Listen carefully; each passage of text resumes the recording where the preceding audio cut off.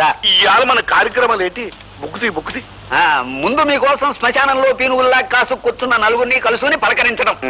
ఆ తర్వాత మధ్యాహ్నం లంచగొండి మంత్రి గారింటో లంచి. సాయంత్రం 4 గంటలకి కత్తెర పని. కత్తిరి పని? అదేనండి కత్తెర పని. కత్తిరి పని నేసేయటం ఏంటయ్యా? నేనేమన్నా మంగళం అనుకున్నావా లేకపోతే జేబులు కత్తిరించడం అనుకున్నావా? అదేం కాదండి, రిబ్బన్ కత్తిరింపు. హనుమాన్ జంక్షన్ లో బార్ ఓపెనింగ్. మరి అలా చెప్పాడు వచ్చు కదటయ్యా. అసహ్యంగా కత్తిరి పని అంత ఏంటి? తర్వాత సాయంత్రం 6 గంటలకి తాపీ పని. అదేనండి అనాథ శరణాలయం పునాది రాయి మీద ఇంత సిమెంట్ కొట్టడం. ఇదిగో నలుగురు ఉండగా కత్తిరి పని తాపీ పని కదయ్యా, బాగోదు. అలాగే సార్, అలాగే.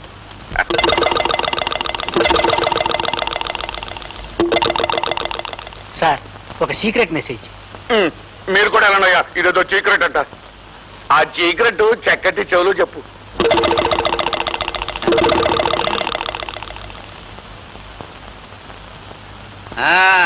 అయ్యా మనం జైల్లో మనం జైలు ఏంటి? పొరపాటు. జైలు సూపరింటెండెంట్ గా వేయించిన జగన్నాథం గారి దగ్గర నుంచి మెసేజ్. ఏటంటాడు సూపరింటెండెంట్? ఆ దేవరాజు గారిని జైలు నుంచి బయటకు పంపే ఏర్పాటు చేశారు. ఆయన ఆఫీసర్ గా ఛార్జీ తీసుకున్నారట. ఆ భీమరాజు గారిని చూశారట. త్వరలోనే తప్పించే పథకం వేస్తారట. ఆ సూపరింటెండెంట్ గారు తొందరలోనే పథకం వేసి ఆ భీమరాజు గారిని జైల్లోంచి బయటకు పంపేయాలా? ఈడు బయటకు వచ్చి బలంగా ఉన్న మన యశపతి నాయకుడిని చంపేయాలా? అప్పుడు చూడు చక్కటి, ఇక మనం ఎలక్షన్ లో సాయాసంగా గెలిచినట్టే. రాత్రి కోడి కూరతో పాటు ఒక క్వార్టర్ బాటిల్ కూడా కొట్టుకొచ్చాయి. చొక్క పెడితే ముక్క మరింత రుచిగా ఉంటుంది. అలాగే గురు.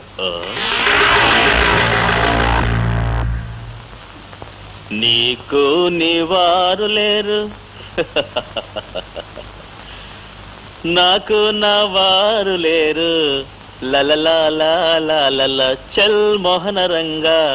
రాయ్ అగ్గి పెట్టుందా? ఎవ్వరా? ఇచ్చింది చాలా, ఇంకా ఏమైనా కావాలా?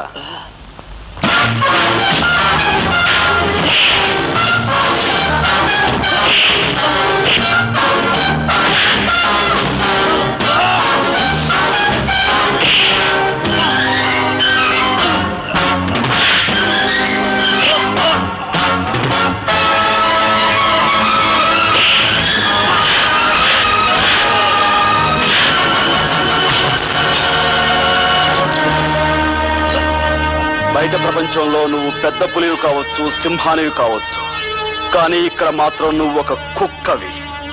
పొరపాటుగాను పొగరుగాను ప్రవర్తించావంటే నీ రక్తం కళతాను. జాగ్రత్తగా ఉండవలసింది వాళ్ళు కాదు మిస్టర్ గోపి, బాధ్యత గల ఆఫీసర్లమైన మనం.